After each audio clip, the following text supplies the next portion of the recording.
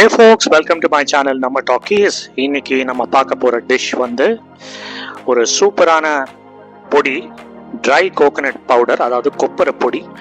கொப்பரைங்கிறது என்னன்னு கேட்டிங்கன்னா try coconut. So இந்த ட்ரை கோகனட் பவுடர் செய்வதற்கு தேவையான பொருட்கள்: உளுந்து அந்த கப்பில் ஒரு சின்ன ஒரு ஹாஃப் கப் எடுத்துகிட்டு இருக்கேன். சிவப்பு மிளகா ஒரு 10லேருந்து 15. இது வந்து கொப்பரை தேங்காய் நல்லா சின்ன சின்ன பல்லாக வெட்டி வச்சிட்ருக்கேன். அதுக்கப்புறமா புளி ஒரு 3 சின்ன பீஸ்.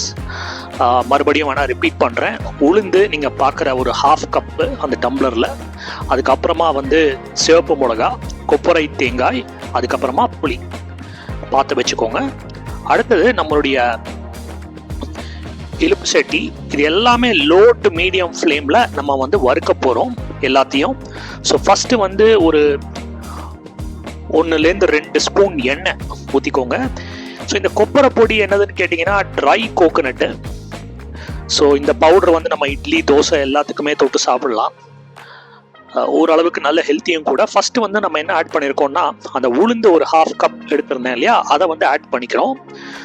அதை வந்து எண்ணெயில் போட்டு நல்லா வறுக்கிறோம். லோ டு மீடியம் ஃப்ளேமில் வந்து வருங்க. பாருங்கள், இது ஒரு 3 to 5 மினிட்ஸ் ஆகும்.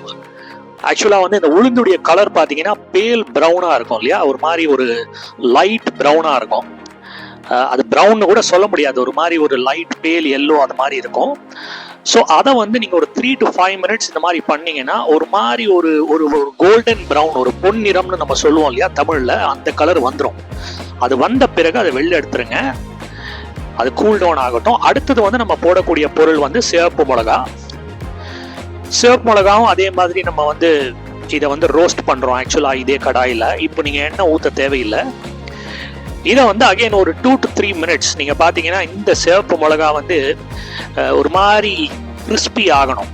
ஸோ நார்மல் சிவப்பு மிளகா பார்த்தீங்கன்னா ரொம்ப கிறிஸ்பியாக இருக்காது. ஆனால் நீங்கள் இந்த மாதிரி சாட்டே பண்ணும்போது கிறிஸ்பி ஆகிடும். உளுந்துக்கு போடுற டைமை விட கொஞ்சம் கம்மியாக தான் எடுக்கும் இது கிறிஸ்பி ஆகிறதுக்கு. நீங்கள் லைட்டாக உடச்சி கூட அப்படியே தட்டி கூட பார்க்கலாம். ஒரு மாதிரி கிறிஸ்பி டெக்ஸ்சர் வந்துடுச்சுன்னா அதை எடுத்துருங்க. இப்போ அடுத்தது வந்து நம்ம வந்து இந்த கொப்பரை தேங்காயை போடுறோம். ஸோ இதில் கொப்பரை தேங்காயில் வந்து கொஞ்சம் பொடி தேங்காயும் இருக்குது, கொஞ்சம் பொடி பண்ணதும் இருக்குது. பட் நீங்கள் அதை போடணும் அப்படிங்கிறது அவசியம் இல்லை. இதில் இந்த ப்ராசஸில் நம்மக்கிட்ட இருந்தது, அதை நான் இதில் ஆட் பண்ணிக்கிட்டேன். ஸோ இப்போ வந்து இந்த கொப்பரை தேங்காய் சின்ன சின்ன பல்லாக வெட்டி வச்சுக்கோங்க. ஏன்னா நம்ம இதை வந்து மிக்சியில் போட்டு அடிக்க போகிறோம். ஸோ மிக்சியில் போட்டு அடிக்கும்போது ரொம்ப பெரிய பெரிய பீஸாக இருந்ததுன்னா கொஞ்சம் கஷ்டம் அரைக்கிறது. மீன்வாயில் நம்ம சேனலை வந்து கண்டிப்பாக சப்ஸ்கிரைப் பண்ணுங்கள்.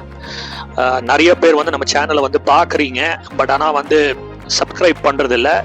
Open for feedback. சேனலை எப்படி இம்ப்ரூவ் பண்ணலான்னு சொன்னீங்கனாலும் கண்டிப்பாக வந்து அக்செப்டபிள் தான். என்ன ஃபீட்பேக் கொடுத்தாலும் அக்செப்டபிள் தான். கண்டிப்பாக இம்ப்ரூவ் பண்ணுறோம் வரும் வீடியோஸில். ஸோ இப்போ அடுத்தது வந்து அந்த புளி, இதையும் ஆட் பண்ணிக்கோங்க. ஒரு 2 to 3 மினிட்ஸ் அந்த கொப்பரை தேங்காய் வந்து நல்லா வதக்கின பிறகு புளியும் ஆட் பண்ணிக்கோங்க. ஸோ போட்டு நல்லா வந்து சாட்டே பண்ணுங்க. ஆக்சுவலாக இந்த கொப்பரை தேங்காய் வந்து ஒயிட் கலரில் இருக்குது, அதோடைய ஸ்கின் வந்து ப்ரௌன். ஸோ இந்த white colour again it has to turn into golden brown. முன்னாடி சொன்ன மாதிரி தான் பொன்னிறமாக மாறணும் அது. இதுக்கு வந்து பார்த்தீங்கன்னா உருத்தால விட டைம் ஆகும். ஸோ அதனால வந்து கொஞ்சம் பொறுமையாக பண்ணுங்க.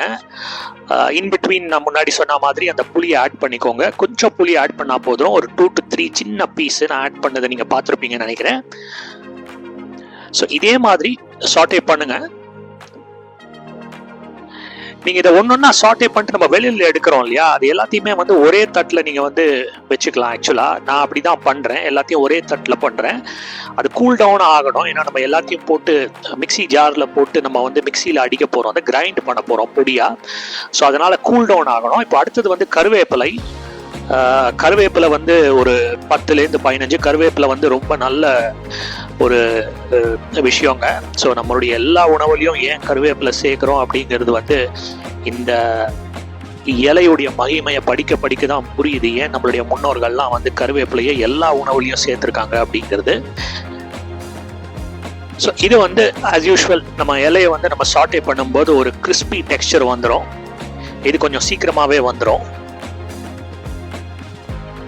நீங்கள் ரொம்ப அதிகமாக ரோஸ்டிங் டைம் வந்து ரொம்ப முக்கியம். அதனால நீங்கள் க்ளோஸாக வாட்ச் பண்ணணும்.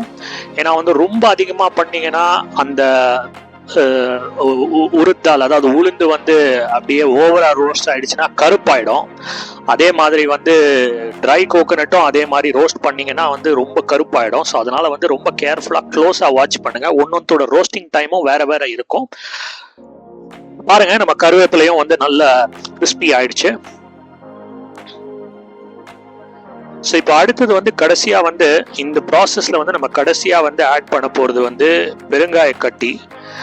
நான் ஆக்சுவலாக வந்து இனிஷியலாக உங்களுக்கு காமிச்ச இன்க்ரீடியன்ஸில் வந்து அதை நான் சொல்லலைன்னு நினைக்கிறேன். பெருங்காய கட்டியை வந்து நீங்கள் எடுத்து வச்சுக்கோங்க. ஸோ இதில் வந்து ஒரு ஸ்பூன் எண்ணெய் இப்போ விடுங்க. இந்த பெருங்காய கட்டியை வந்து நல்லா இதில் ஆட் பண்ணிட்டு அப்படியே சாட்டே பண்ணுங்க. இந்த பெருங்காய கட்டி பெரும்பாலும் ஒரு ஃப்ளேவரிங் ஏஜென்ட் தான், அருமையான ஒரு ஃப்ளேவரிங் ஏஜென்ட். ஸோ இது பார்த்தீங்கன்னா அப்படியே ஸ்லோவாக அப்படியே பல்ஜ் ஆகிக்கிட்டே வரும். அதாவது பல்ஜ்னா என்ன சொல்றது, வீங்கினா மாதிரி வரும். நீங்கள் அந்த எண்ணெயில் வந்து அந்த பெருங்காய பொடி லைட்டாக வந்து பெருங்காய கட்டியிலேருந்து அந்த பெருங்காய பொடின்னு சொல்கிறோம் இல்லையா, அது அப்படியே உதிர ஆரம்பிக்கும். நீங்கள் பார்த்தீங்கன்னா தெரியும். அதை க்ளோஸாக வாட்ச் பண்ணுங்கள். அந்த எண்ணெயில் வந்து அந்த பொடி வந்து லைட்டாக வந்து உங்களுக்கு கண்ணுக்கு தெரிய ஆரம்பிக்கும். அதே சமயம் இந்த கட்டி வந்து ஒரு மாதிரி ஹார்டன் ஆகும். ஹார்டன் ஆகும்பொழுது நீங்கள் வந்து அதை ஸ்டாப் பண்ணிடலாம். ஸோ ஒரு 1 or 2 minutes நீங்கள் இதை பண்ணீங்கன்னா கரெக்டாக இருக்கும். எல்லாமே பை எக்ஸ்பீரியன்ஸ் தான். நீங்கள் வந்து பண்ண நீங்கள் கற்றுக்குவீங்க. நானும் அப்படி தான். ஸோ இதை வந்து ரெடி பண்ணியாச்சு. பாருங்கள், உங்கள் கண்ணு முன்னாடி அந்த மிக்சர் ரெடியாக இருக்குது. இப்போ நம்ம வந்து over to the mixie jar. கொஞ்ச நேரம் கூல் பண்ண வச்சிருந்தோம். எல்லாத்தையுமே ஆட் பண்ண இப்போ நம்ம பெருங்காய கட்டி ஆட் பண்ண பிறகு ஒரு ஃபியூ மினிட்ஸ் நீங்கள் வேணும்னா கூல் பண்ணி அதுக்கப்புறமா நீங்கள் வந்து மிக்ஸி ஜாரில் ஆட் பண்ணிக்கோங்க. ஏன்னா மற்றது எல்லாமே வந்து பண்ணி ஒரு ஃபியூ மினிட்ஸ் ஆயிடுச்சு, அதனால அது கூல் டவுன் ஆயிருக்கும். ரொம்ப ஹீட்டில் வந்து நம்ம போட்டு மிக்ஸி ஜாரில் அடிக்கிறது வந்து நல்லது கிடையாது. ஸோ இப்போ வந்து இந்த மிக்சரை வந்து நம்ம மிக்ஸி ஜாரில் வந்து மூவ் பண்ணிக்கிட்டோம். இப்போ மிக முக்கியமான பொருள் என்ன அப்படின்னு கேட்டிங்கன்னா உப்பு. ஸோ நார்மலாக இந்த பொடியெல்லாம் அடிக்கும் போது நம்ம வந்து கல் உப்பு ஆட் பண்ணலாம். கல் உப்பு வந்து தேவையான அளவு ஆட் பண்ணிக்கோங்க. ஒரு பாருங்க, இந்த அளவுக்கு வந்து ஆட் பண்ணிக்கோங்க, கரெக்டாக இருக்கும். அப்படியே வந்து உங்களுக்கு பொடி அடித்த பிறகு நீங்கள் வந்து உப்பு கம்மியாக இருக்குன்னா நீங்கள் நார்மல் உப்பு கூட அப்புறமா ஆட் பண்ணிக்கலாம், ஒன்றும் தப்பு கிடையாது. கல் உப்பு ஆட் பண்ணால் அது வேற மாதிரி ஒரு டேஸ்ட்டை கொடுக்கும். ரெண்டாவது கல் உப்பு ஆட் பண்ணுறதுனால நம்ம வந்து கிரைண்ட் பண்ணுறோம். ஸோ கிரைண்ட் பண்ணும்போது அந்த கல் உப்பெல்லாம் கல் மாதிரி இருக்கும் இல்லையா, அதெல்லாம் வந்து கிரைண்ட் ஆகிடும். ஸோ நீங்கள் அப்புறமா கல் உப்பு ஆட் பண்ணிங்கன்னா நல்லா இருக்காது. அப்புறமா வந்து சாதாரண உப்பு ஆட் பண்ணிக்கோங்க. கிரைண்ட் ஆகிடுச்சு பாருங்கள். சூப்பரான வந்து கொப்பரை பொடி தயார். இட்லி தோசையோடு தொட்டு சாப்பிடுங்க. பியூட்டிஃபுல்லாக வந்திருக்கு பாருங்கள். நீங்களும் உங்கள் வீட்டில் செஞ்சு பாருங்கள். தேங்க்ஸ் ஃபார் வாட்சிங் my channel. Do like and subscribe. மீண்டும் ஒரு அற்புதமான வீடியோவில் சந்திப்போம். நன்றி மக்களே.